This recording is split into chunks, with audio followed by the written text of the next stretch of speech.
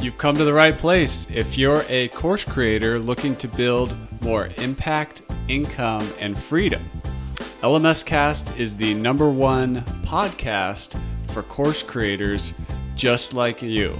I'm your guide, Chris Badgett. I'm the co-founder of the most powerful tool for building, selling, and protecting engaging online courses called LifterLMS. Enjoy the show. Hello and welcome back to another episode of LMScast. My name's Chris Badgett and I'm joined today by a special guest, Ken Wallace. He's an expert in masterminding and has a masterminding kind of software experience called MastermindJam. You can find that at mastermindjam.com. Ken, welcome to the show. Thanks for having me. So my job in this interview is to represent the course creator, and of which I am one myself, and also create software for course creators. And course creators, people who want to build these training-based membership sites and coaching programs and all these things, they suffer from a problem that I call the 5 hats problem, which is essentially you need 5 very different skill sets. In other words, you have to wear 5 hats or be 5 different people at once, or build a team to address the needs of the 5 different hats. Those 5 hats are being an expert, being a teacher, being a technologist, being a community builder, and then being an entrepreneur. That's a tall order for one person to fulfill. For me personally, I'm participating in, I've been to mastermind retreats, and I have a couple, like one more personal mastermind that I go to, and then another business mastermind I go to, and then a fourth just kind of mastermind event I do with some high-level players in my industry a couple times a year. So I'm a big-time masterminder, and I've gotten so much value of it. My business is still alive because of that. But I wanted to ask you, in light of the 5 hats problem, where you need to be a teacher, an entrepreneur, a community builder, a technologist, and an expert, like how can Mastermind help us attack the 5 hats problem? Ooh, good question. Well, I think the benefits to the mastermind for attacking that problem is you can come to the group, you come to your mastermind group with your cards open. You can trust the people there. You can be vulnerable, and to really talk about the issues that you're facing in each of those areas. I don't think in any one meeting, in any one session, you're going to solve everything, all the questions that you have in all of those areas.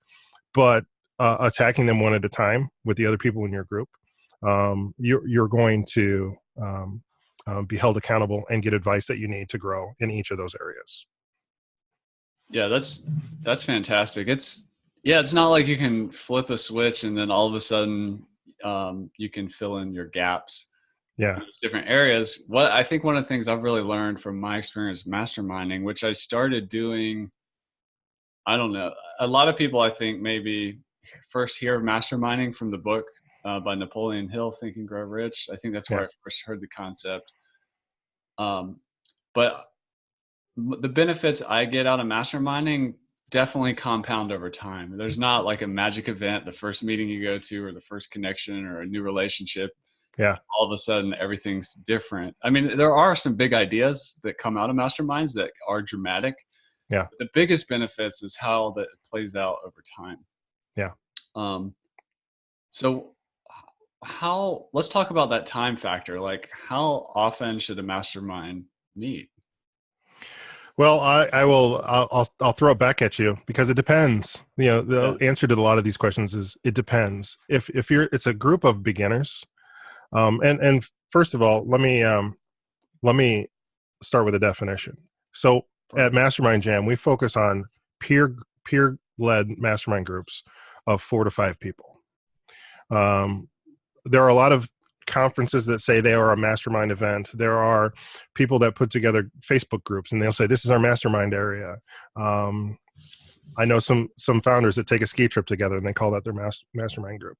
So in the context of a mastermind group like I'm talking about, like a peer-led mastermind group, that's 4 to 5 people, It depends on the business stage you're at and how fast your business is growing. So beginners, I always recommend that they meet weekly, because your business is going to grow so radically from week to week. Your mindset will shift from week to week. You may lose confidence in your whole business idea by Friday of the week that after you've had a mastermind group meeting. So things change so dramatically for beginners, for people that either have not yet made any dollars in their business or less than $5,000 or $10,000 in revenue. Things can move really quickly, and you need maybe some weekly checkpoints to keep you focused, keep you accountable to the overarching vision, the overarching goals. But once a business is quote unquote established, say your business is grossing $2 million a year, and you've got maybe some employees. Things don't change week to week so much, right? And maybe a weekly meeting is too much. Maybe it's a biweekly meeting. Maybe these are monthly sessions that are for, instead of an hour a week, like I might suggest for a beginner, maybe it's 3 hours once a month. So you kind of have to play it by ear and really be understanding and flexible with the stage that everybody's business is in the group. So how do you qualify the best group? There's a concept, I can't remember which author I heard it from, called plus minus equal. Like, you want to hang out with people that are at your level that's an equal, whether that's revenue or business size or whatever. But it's also good to, help some hang out with people that are a little bit behind you and some people that are a little bit ahead of you. And that creates like a really well balanced thing. I'm sure when we go to a mastermind, it's never that everybody is at exactly the same level. And you mentioned the concept of beginner versus an advanced business owner.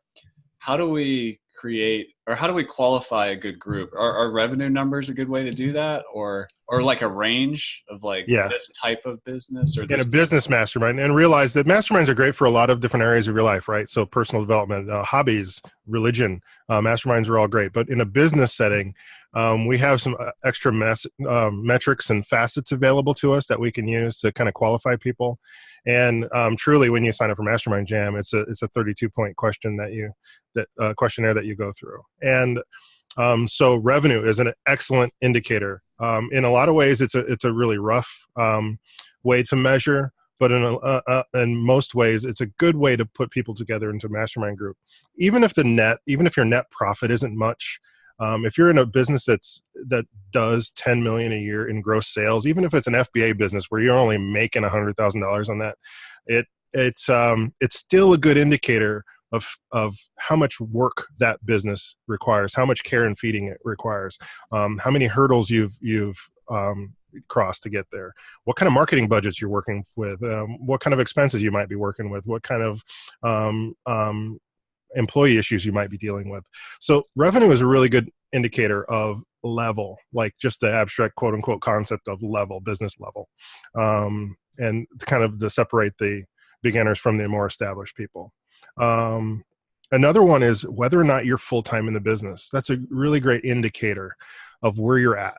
And it's not positive or negative. It's not a way to look down upon people that this is still a part-time job or a side hustle, but it's just a way to put people together where they can get the most advantage out of the group.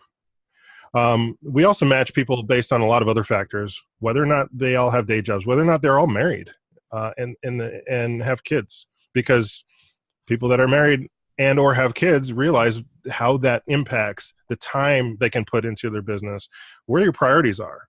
Whereas if you're single living in your parents' basement, you might have 12, 14 hours a day to put into just working on your site, on your dream here. But somebody that's married or has kids you might decide that I just want to work 6 or 7 hours and then have time with my loved ones. And so none of those things are right or wrong, but you want to be in a group with people with similar attention to their business and similar engagement with their business and a similar level of their business. So I try to encourage people to be in a group with people that are maybe a step ahead or a step behind, but in a similar journey. Because going back to your 5 hats, you might be ahead of other people in your group in one of the hats. You might be a step behind in four of the other hats. I might be great at marketing, but I'm horrible on the tech side, or I'm horrible on other aspects of the business, and that's where I need help. So I think it's important to start with revenue, start with kind of lifestyle, how much time you're putting into your business, and go from there. That's awesome. And just to drill into it even more, you mentioned the concept of a peer-driven mastermind versus a guru-driven mastermind, which definitely, I think, leads into the, power dynamics within a mastermind. I've heard you talk about, like, it's better to have more than two people because that usually creates some kind of power dynamic or something. But can you speak to peer-driven, guru, and then power, all that stuff? Yeah, when we're talking about power, we're talking about the size of the group, and it starts with the research that sociologists have done around Dunbar's number, which discusses how many interpersonal relationships that the average human, can actually maintain and cultivate in their life. Which is 150, isn't it? It's right around 150, okay. And then but there's further study. In the same area of study that comes up with Dunbar's number, they break that down into subgroups. What's the ideal family size unit, and if prehistoric humans, if they were in a tribal kind of setting, how big would that tribe usually be, and why were village sizes this certain size, and in ancient Europe, and there's a lot of studies in group dynamics. And so in a learning situation, in a small group, peer group learning situation, a group of two people is interesting because it gets really intimate really quick. And it may be increasingly difficult to stay candid and open and honest with the other person. So, similar to a marriage, you start to really value the feelings, so you don't want to say certain things. You do the white lies, and you hold some information back to either preserve status or prevent hurt feelings on the other side. And there will often form a mentor-mentee relationship, and it's tough to break out of that, and it's really difficult to let it flip-flop. It rarely goes back and forth evenly. And so it will just develop. One person always takes the coach role, and one person always takes the follower role. And that's not the point of the mastermind group. And then once you get above 5 or 6 people, if you're in a group of 7, 8, 10, 20 people, it starts to feel like more of a workshop. And you feel less personally accountable to every other peer that's in the group. Which is fine. That works for a classroom setting, for example. That works in college, that works in high schools, that works in a lot of settings. In the old Weight Watcher meetings were often 50 and 100 people, and that works. But you have to realize that in a peer-based mastermind group, what I've seen work best is 4 to 5 people. Odd numbers work good. 3 or 5, 4 person, I have found is kind of the ideal situation. So I tell my groups to be around 4 to 5. And the reason being is it's too small to form like 2 cliques. Like if you got 6 or more members in your group, often you'll find the group kind of fractures into 2 subgroups of 3 each, and it's 2 cliques, and you'll get like warring loyalties, and just weird things start to happen. If you've ever watched Survivor or things like that, it's just really interesting how that works. So I always tell my groups to stay around 4 to 5 people, and that's to answer your question about group size and power dynamics. The other question about peer-based versus guru-driven. A guru-driven mastermind is really common because a mastermind is a really popular upsell in a lot of offerings that you see in personal development and business and entrepreneurship these days on the internet. And it feels like an easy thing to sell people. But often it turns into more of a buzzword, a mastermind group as a buzzword, and it's really a workshop or just a community, which, by the way, not discounting the value of those two things, but let's just be clear about what the definitions are. So if you are, say, a course creator, and in addition to the course, everybody who takes the course has access to your private Facebook community. Just realize that the dynamics in there may never reach an actual true mastermind. So maybe let's find a different term to use for it.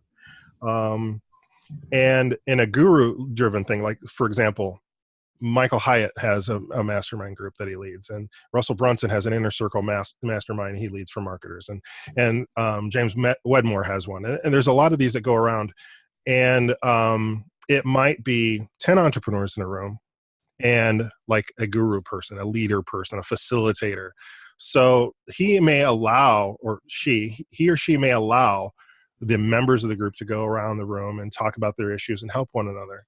But the information still gets distilled through that final voice, that final filter, and then relayed back as, okay, this is the gospel on this one. This is the takeaway, and, at the end of the person that speaks last and usually wraps it up by saying, oh, at the end of the day, this is what we need to learn.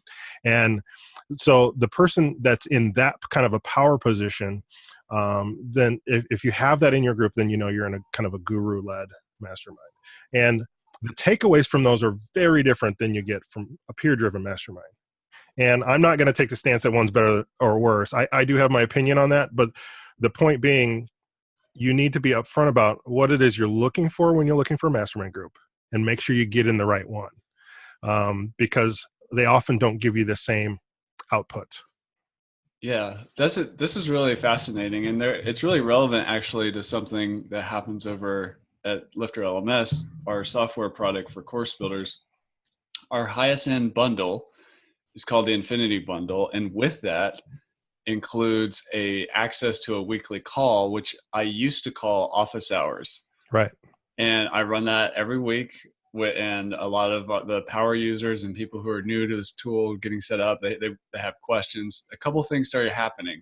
One of it was people started asking a lot of strategy questions and other just 5 hats questions outside of technology, which is the actual product I sell. Right. I would answer those questions. And then I realized other people on the call, these are ranging from anywhere in the early days, like 5 people. Now they get up to like 30, 40 people coming in there. I realized there was a lot of wisdom in the crowd. Yeah. And I have no ego in terms of like, I have to be the one to answer. If this other person over here has a lot of experience with Elementor or this marketing strategy or this teaching method, yeah, it kind of organically became a mastermind. And yeah. I changed the name of the product from being called Office Hours to Office Hours Mastermind. And I'd love your feedback on this. I want to share with you the format and then look for any tips you might have on how to improve it. But first of all, I do kind of facilitate it. Like I come in there, I open the call, I'm in there. What I do at the very beginning, just like in-person masterminds I've been to, where we'll take an agenda. I'll be like, what do people want to talk about? And I'll basically create the list and make sure that nobody gets left out or that we work within the time we have to get to the list. We don't really do any like prolonged hot seats. It's more just like we work the list with as much time as we can within the hour. And I see myself as a facilitator, even though I'm kind of the guru. I guess it is a guru mastermind, but I'm not always the one with the final answer. Right. So I think maybe it's a little bit of hybrid. And at the end of the day, it's become an amazing thing. People have created business partnerships inside of there. People's courses or membership site platforms have gone from like struggling to solid. People just develop relationships outside of that call, and they didn't know each other before this call. Right. It's evolved to a lot of different things. And just as a side note, I've been to other like more true peer-to-peer masterminds, and me personally, like I do see how that, if I had to take a stand of which is more valuable, the peer-to-peer with like a small group of 3 to 5 people, those are the most valuable, like in terms of the results I've gotten from attending. But I do find that this kind of rolling admission mastermind I have, some people have come since they joined, they just stay, and they say that's the reason they stay with everything. I've even had people get out of like hospital beds to go down the car to join the call, and I'm like, what's going on here? What have I created here? I was just trying to do live technical support, and it turned into a mastermind. So I know I'm throwing a lot at you, but whatever that is, how do I make that even better? I don't know that And I don't want to get into a semantics discussion, but largely it is, because I don't know that there's a better word for what it is that you've created there. Yeah. Because and being strictly, just referencing what Napoleon Hill's definition of it was, he first started talking about masterminds in a book he wrote based on speeches he gave on the road. He's like a touring self-help guru, right? And he would just give motivational he was one of the earliest motivational speakers. And so he codified his slides, basically his deck, into a book called The Laws of Success. And this was just the stuff he would speak about. Obviously they didn't have, PowerPoint or anything back then, but this is the notes that he would just always talk about. He put it into a book, written form, called The Laws of Success. And then in there he was talking about mastermind groups. And then he went further with the Mastermind Alliance, a mastermind group, and masterminds concept in the book Think and Grow Rich.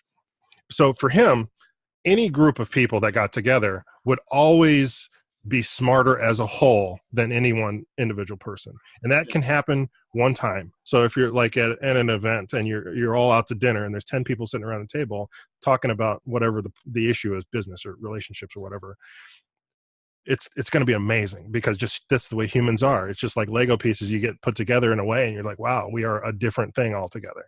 And so I don't know that I don't have a problem with you calling it mastermind. Back in the day, like, I don't know how you facilitate the discussion and how closely you facilitate the question and answer, or if it's just kind of a free for all. But I mean, we've seen things from like, remember the Donahue show, where it would just, or it's, or the early days of Oprah or Sally Jesse Raphael. These talk shows they'd have a topic and an expert maybe on, and then the host would walk around the audience getting everybody's ideas on that topic and handing them a microphone. And the audience members would talk to each other across the room. And it was like, there's a mastermind on TV going on right now, Right. And the only reason I remember this because, when I would be home, like on a sick day, and my mom would be watching it, right? But I mean, this thing is as old as humans are. These things have been happening. So I don't have a problem with you calling it a mastermind, but it's definitely a facilitated guru-led event that you're having there. I've seen it called like office hours is still a great name for it. I don't know why that's not a good name, or a round table, or a town hall. I've seen it called, but mastermind's fine too. I think that's perfect. The only things that make it different from the peer-led version is that in what you're talking about, a person that comes to that event and they get business advice, they don't necessarily know who it is that's giving them feedback, giving them advice. They don't know their qualifications for where they came from in that answer. You know what I mean? Yeah. Like I might be giving somebody a legal advice on how to deal with a client that won't pay in a session like you're describing, but they don't know if I'm an agency owner or if I just have some thoughts on it. You know what I mean? They don't they don't know if I've been there or if I'm actually a lawyer. They don't know, So I think that's the real benefit of like a true like 3 to 5 person. The doors are locked, the relationship, there's no new people coming and going. Yeah. And it's the people are vetted, in some way, even if it's just a matter of over time, I've learned about them. The people, you can trust them, where they're coming from. You understand where that point of view is coming from.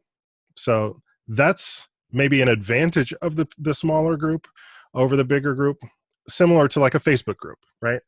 You don't know who's reading your question. Usually you don't know the qualification. Like if Pat Flynn replies to me, I understand who Pat Flynn is, right? But most of the time, the people that reply on just a random entrepreneur Facebook group, I don't know them, I don't know how much is, for show and marketing speak versus how much they've actually accomplished or what their business is really doing or what their expertise really is. Whereas in MastermindJam and a peer group, you'll find that we work really hard to vet the people and make sure you can trust with that advice you're getting. The same thing, like there's a lot of internet forums you can go to and get advice. And you'll get tons of feedback. I mean, you can go to Reddit/small business or Reddit entrepreneurship, and you'll get all the advice you can handle, right? Yeah. But there's zero way to vet where that information came from. You don't know if at the other end of the handle that's like, Baby Bear 32, you don't know if that's Chris Lemma on the other end or just some random kid in his basement. You don't know who's giving you this business advice. No matter how well written it is and how researched it seems to be, you also don't know if it's like got a foundation in real experience. I think that's a really good point. If I ever want to like get a discussion going in our Facebook group, which is not part of the product, it's just an open Facebook group for course creators.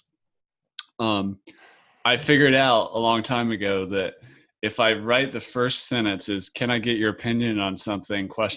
And then I ask the question, I'll get like a flood of, like, that's what Facebook groups are for. People ask questions, people answer, but that's very different from a curated like group that's like where people are like in relatively the same kind of area or whatever. And that's okay. There's a place for that Facebook kind of just free for all.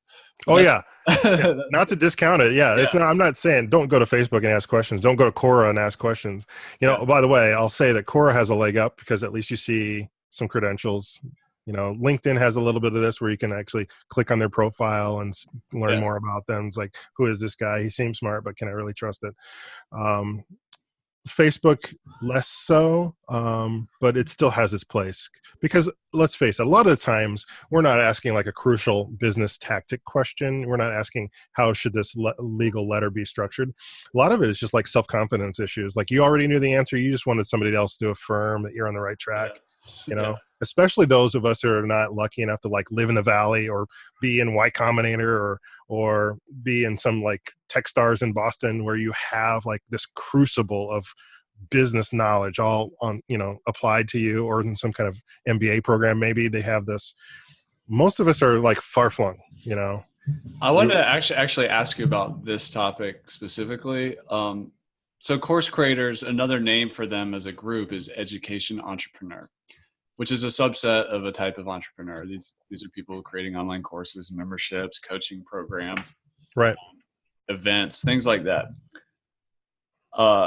As the internet has democratized publishing and how anybody can really be a course creator and try to figure out how to build these types of programs, the tools are accessible. I think never before in history have entrepreneurs, because of technology, because of global markets through the internet, they've never been so isolated, save for a few areas like you described, like Silicon Valley and these incubator hubs and things like that.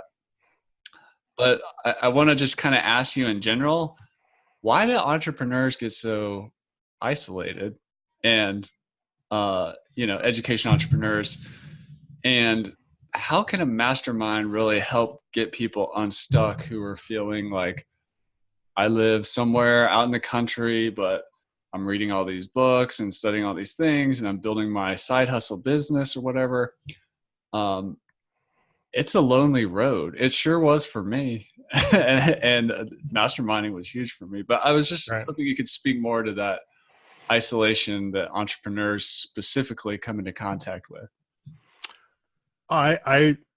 Most people are raised to not be different, right? I think there's a concept called crab barreling, crabs in a barrel, where the concept is if you've got a barrel full of crabs and one of them starts to climb toward the rim, the other crabs will pull him back down, right? Humans do this to each other from the time you're put together into classrooms in school all the way through college, business, you get on a career track. And I think a lot of it's that just most people aren't entrepreneurs, right? Do you know any of the stats? I think I heard once like 5% of the population. And I also just want to add that I didn't even realize I was an entrepreneur until I turned 30. Like I didn't even know what that was. Right. Yeah. And it's not even a label you'd put on it, right? Yeah. Because a lot of the labels you might get from your family of this guy he's never happy in a job. Or he was always a cut up in class he's never always satisfied. Never satisfied. He's always taking charge and he always wants more. And you don't put entrepreneurship label on that. Yeah. And there's a lot of, by the way, there's a lot of ways we can go with this discussion too, because like if a boy exhibits those traits in school, he's labeled very differently than if a young girl exhibits these traits. So it's people are very cognizant if somebody's stepping out. The way I was raised, very poor upbringings, but everybody in my town was either a farmer or you worked at a local factory, right? Yeah. And the people that would label themselves as entrepreneurs were always considered to be people you couldn't trust. Like, oh, he's he's an entrepreneur. That means he probably sells Amway. He's a door-to-door Cutco knife salesman. Hustler. He's doing anything but providing for his family, right? Because he whatever reason, he's too good to have a job, so he's got to go and be an entrepreneur. And there was never this translation of, but you know that job that he could go and get? Who's the owner of that business? An entrepreneur. Like, who's giving these jobs in the community? Entrepreneurs. Who owns that construction company? An entrepreneur.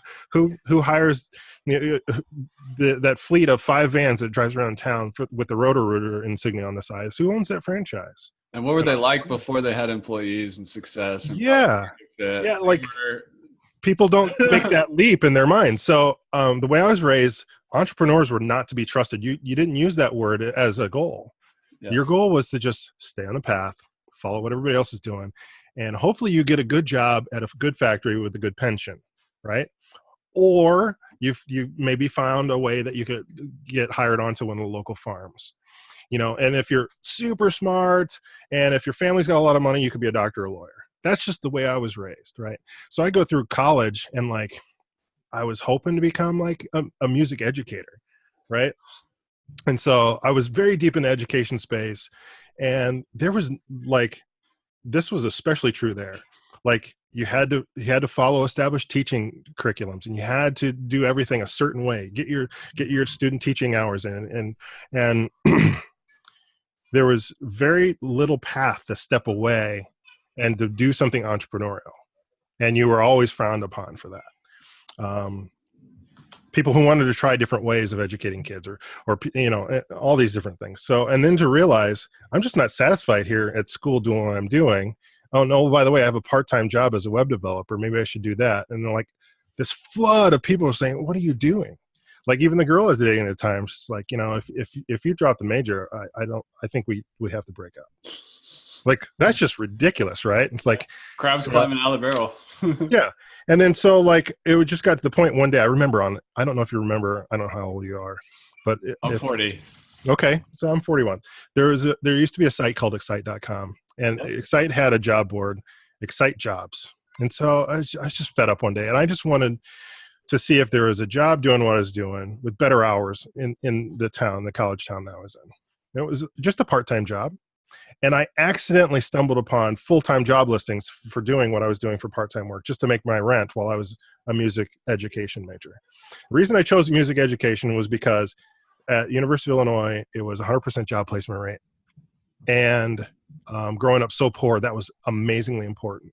And like my high school band director, he got out of college making $25,000 a year. My mom never made more than $12,000 a year. And so that was just like amazing, like 25 grand for one person. Yes. That's like the jackpot. Right. And so that was my path. And so I was just looking for a better job so I can pay rent while I'm getting my education degree. I go on Excite Jobs, and for exactly what I'm doing part-time, the starting pay is 40 grand. And it's just like epiphany. It's like this thing that I do on the side just to make rent that I love a lot more than my actual major. I love it a lot more than teaching kids. I love it. I mean, I just love the work.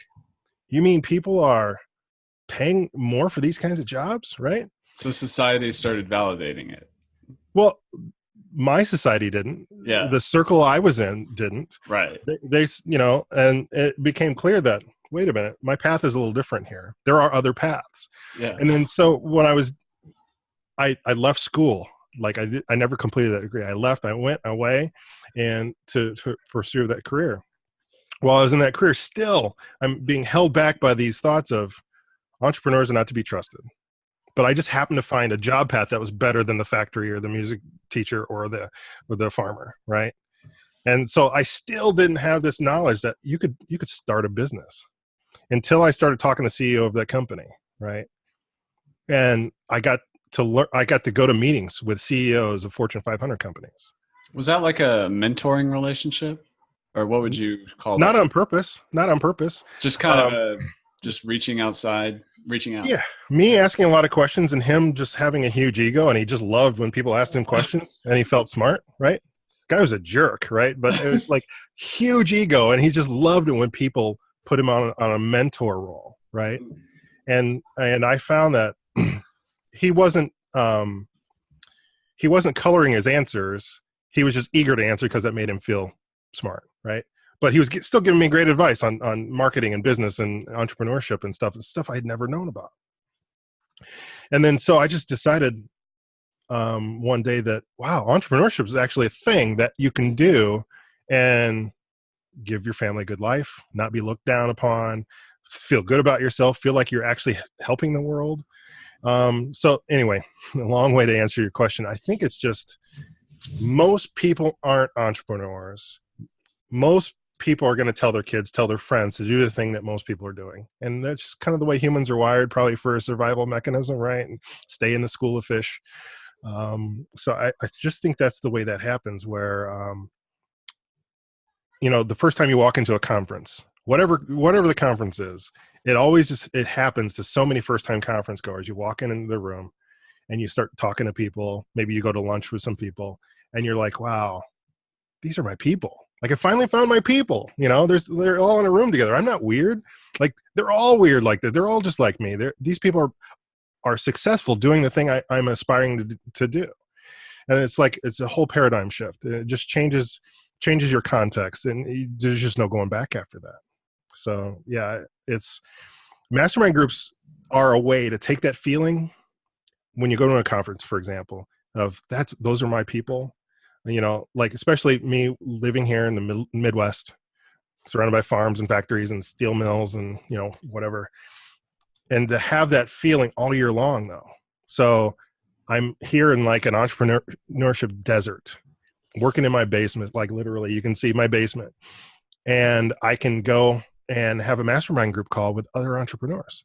Like, it doesn't matter that my community is not filled like Silicon Valley. I can't just walk down the street and run into 16 other entrepreneurs. Like, I can just get on Skype or Zoom or whatever and have a conversation with them. It's a magical, powerful thing that's going on right now that even 10 years ago, it was really a tough thing to get in touch with other entrepreneurs. Yeah, it's amazing how fast the times change, and how, like video, internet, VoIP technology is just ubiquitous, and how small the world really is. Yeah. I want to go into the social component of your MastermindJam software and just the Mastermind in general. But before I do, there was something from your story that I wanted to ask you, which was, this is not a beginner problem. This is more of an intermediate problem that entrepreneurs, or specifically education entrepreneurs, face, where when they do start getting traction, and like with you, let's say you got that $45,000 thing, or something starts working, it actually worked. Like, a lot of entrepreneurship is failure and hustle and grinding and trying to find product market fit and innovate and create value.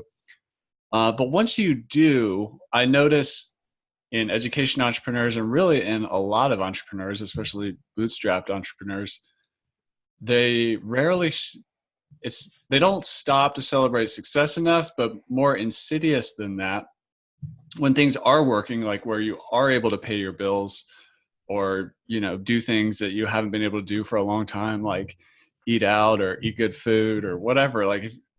But I notice some people will carry that stress of the hustler, like they'll just hang on to it. Yeah. And it just keeps going, and it's fine. I mean, it's kind of like a battle fatigue thing. Like, you just kind of get in the mode and you're just going. But in the long term, the compounding impact of stress is not healthy for the entrepreneur. Do you have anything from your story or in all your interactions with other entrepreneurs that you can share of like how to relax a bit, or how to make that transition from, okay, I'm validated, it's working, how can I maintain more balance so that I'm not stressed out constantly? I don't have a magic answer to this, but I'll tell you what I've been learning and what I'm doing. Stress is a huge problem, especially when you're isolated. Yep. Again, back to me being like in an entrepreneurial desert, I feel like here, it's very easy just to feel guilty all the time and feel stressed all the time. Like for me, it manifests itself as guilt a lot of the times. So I'll be working late like I have a day job still, right? Yeah. And I'll be working after the day job on my business, and then I'll feel guilty while I'm doing it that I should be upstairs playing with my kids, having moments with my wife, helping with dinner. And then I'll hear the mower start up in the backyard. My wife is mowing. It's like, oh, I'm a failure as a husband too. I'm not even mowing the yard. Like the simplest things I'm not even doing because I'm in here in front of a computer. I just feel like a complete failure sometimes, and it's just all in my head. And then other times I'll feel guilty. I'll be playing with my kids or mowing the yard or having a date night with my wife. And I'm thinking, but you're not working on your business. Yeah. I'm thinking, man, this is time I could really use working on that new course or working on that new initiative for the business. Like I keep talking about how I don't have time to get that thing done for my side business, but yet here I am having Chinese food with my wife. Right. And so you feel guilty about that. And then you feel guilty about feeling guilty, right? It's like you get in this weird spiral. Yeah. And it's like, why am I not fully present with my son here with the Legos? I shouldn't be thinking about business. So now I'm feeling guilty that I felt guilty, and it's like, so for me, that's when the people in my mastermind groups outside of the meetings, like between the meetings, the between the meeting communication for me is just as important as the meetings. For the meetings, I'm very focused on the objective and the goal, but between the meetings, it becomes a support network. And people that were in mastermind groups past, I still stay in touch with. And even though we're not a mastermind group anymore, our businesses have moved at different paces, I can still check in and be like, dude, I'm having a hard week. Yeah. How have you been? And he's in Australia, right? And it's like, how have you been? And so we'll just get a chance to just do just real talk, and it's like friendship. And so more than the mastermind groups, it's just a great way to really build a deep level of trust and like that you develop that shorthand that old friends get, but you develop it in kind of a short amount of time. So for me, the mastermind groups have helped there too. And then you get to a certain level of stress, and depending on what those side effects are of that stress, whether it's affecting your health or it's affecting your marriage or your relationships, sometimes you even need to seek a professional. If it's leading to depression, seek help. If it's leading to problems in your marriage, get help with your marriage. It's okay to go to couples counseling just to help you better talk to your spouse about what's going on in your head, because a lot of it is, even though it's just in your head, that makes it 100% real, right? Yeah. So, and you need to find a way to share with your family, your loved ones, your friends, what's going on in your life, so that your support system can really help you as best as it can. That's awesome. Well, thanks for masterminding with me on that one. It's just a real issue, especially for everybody, but especially entrepreneurs. Oh, I still deal with it daily. Yeah. Yeah. It's especially because I work remotely. So I actually have an office and a beautiful standing desk and a pass to a beautiful parking garage. And they have all these amenities at this office building in Chicago. I never go there. I'm always working here. I work full-time at home. Unless there's a meeting at a client's headquarters or something like that, I'm usually here working in my basement. So I'll put the kids on the bus in the morning, come down and work, get the kids off the bus in the afternoon, get them a snack, and come back and work some more.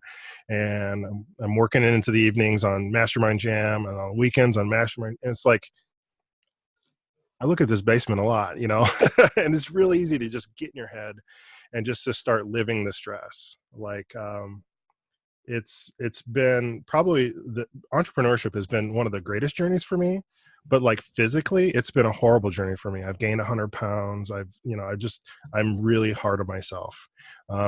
Getting this latest platform release for MastermindJam out there, the software, because before it was just kind of a service. So I added this whole platform component, and that took almost 10 months of just like, I would sleep 4 hours, and then the rest of the day was just nonstop thinking or working on MastermindJam.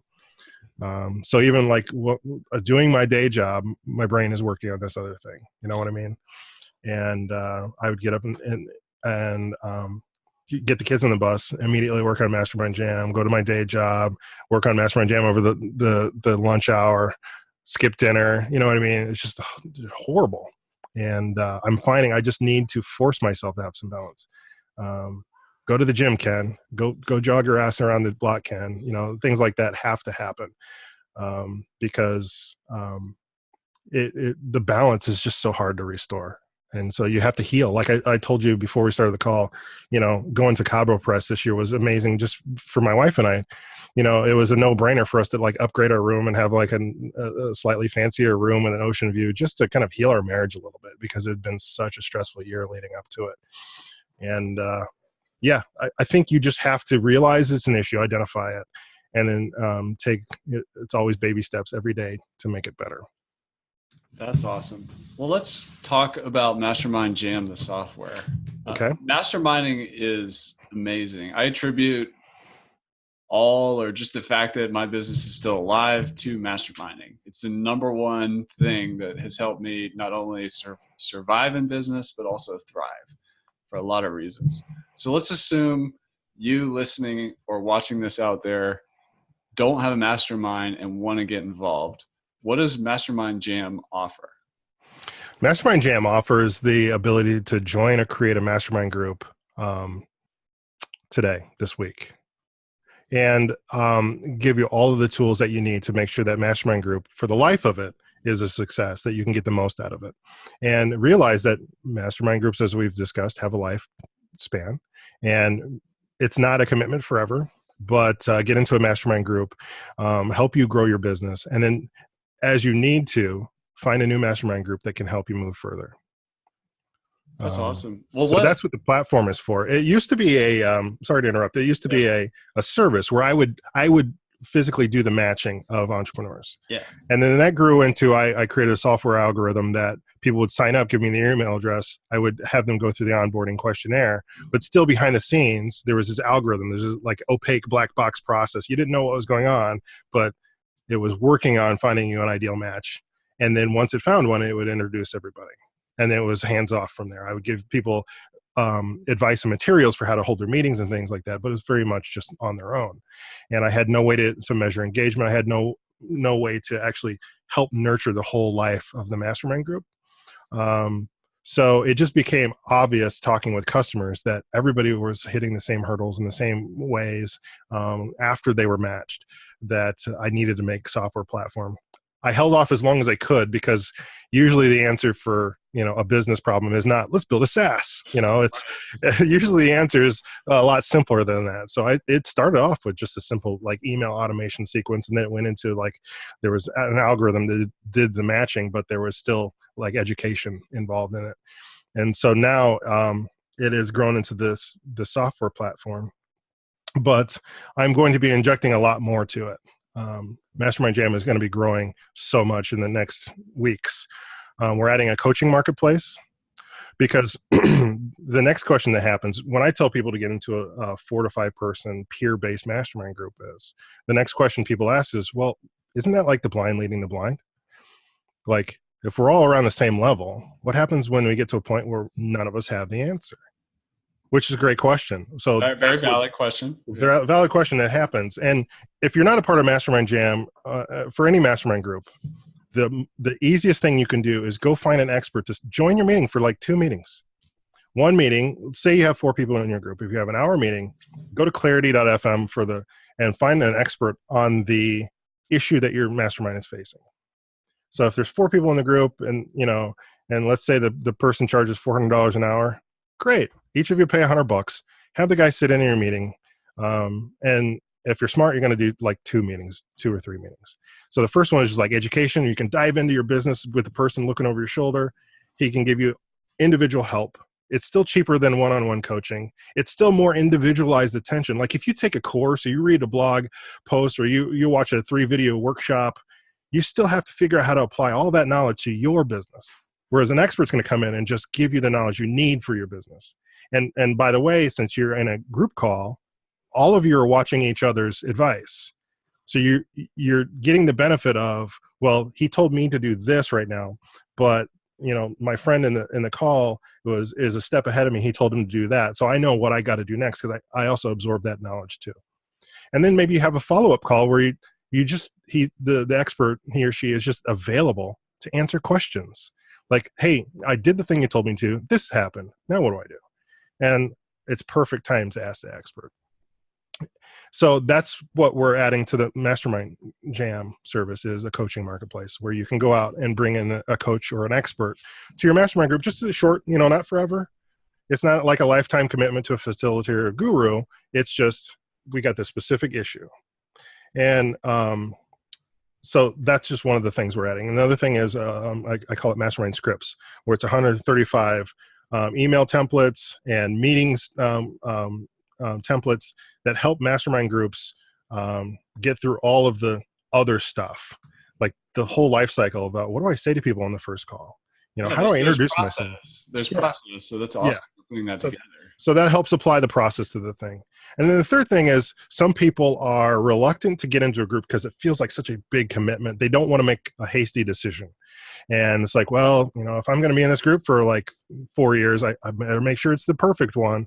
And so they'll, dabble with 3 or 4 different groups, and they won't commit to any of them. And so to kind of get people over that fear, we're doing 6-week intensive mastermind sprints where it's just pick a topic. We're going to form a mastermind group that just solves that one topic in 6 weeks, or addresses that topic, gives you a quantifiable result.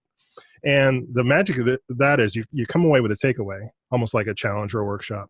But even better is, you've done it in a group setting. So you've grown together as a group. You've learned to trust one another. You have weekly check-ins for 6 weeks. And maybe at the end of it, you like that group and you just want to continue on. And congratulations, you've got a mastermind group. Or you didn't. Fine, you can reshuffle and do another 6-week trial with a different group of people. And so it kind of lowers that load, that cognitive load that we put on mastermind group, where it kind of removes some of the awkwardness from meeting new people, because it's just 6 weeks, right? You can do anything for 6 weeks. So those are the things that are coming up in Mastermind Jam. So on top of the software allows you to interview people. And say you're in a group that you need one more member on, you can take applicants and then screen those applicants. So everywhere in the system, it says apply. You don't just go into the group room and sit down and sit at the back and watch the meeting happen. No, you've got to apply to join the group, and they get to determine if you're a good fit, and you yourself can determine if it's a good fit.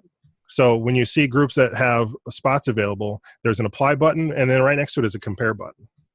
And so if you've ever purchased a tech gadget on Walmart or Target or on BestBuy.com, you're picking out, 3 different stereo systems, you can kind of put them in 3 columns next to each other and then look at their facets and determine how they rank up against each other. Same thing here. There's a compare feature that allows you to put yourself in the first column and then everybody else in the group, and then to determine if this is going to be a good fit. Do you see that your strengths complement their weaknesses and vice versa? Do you have similar revenue numbers? Are you all in day jobs or not in day jobs? Are you all married or are you not married? When's your availability? Are you in similar time zones, or is one person halfway around the world and is not available when you're available? So it allows you to make really informed decisions and really get to know the people and kind of take away some of that mystery before your first meeting. That's fantastic. So that's at mastermindjam.com. It is. Ken, thank you so much for coming on the show. I really appreciate it. And thank you for helping unpack the 5 hats problem. As you were talking there, I was imagining a group of 5 people, 5 course creators in a mastermind, that one of them was strong in each of those hats. If you can bring that together, I could only imagine how unstoppable that group would become as they learn from each other. And what you said about the apply buttons and everything, I think the key to mastermind success, at least in my experience as well from this conversation, is the creation of the group. Number 1, the world is a big place. Number 2, you're not alone. And you only need a small handful of people out of the entire world's population that can have tremendous benefit for each other. Correct. So, yes. Yeah. Thanks for having me on. This has been a great discussion. Yeah, I appreciate it. So head on over to mastermindjam.com if you'd like to join a mastermind and explore what Ken's got going on over there. Thank you so much for coming on the show, unpacking masterminding, and also sharing your personal story. We really appreciate it. Thanks for having me. And that's a wrap for this episode of LMScast. I'm your guide, Chris Badgett. I hope you enjoyed the show. This show was brought to you by LifterLMS, the #1 tool for creating, selling, and protecting engaging online courses to help you get more revenue, freedom, and impact in your life. Head on over to LifterLMS.com and get the best gear for your course creator journey. Let's build the most engaging, results-getting courses on the internet.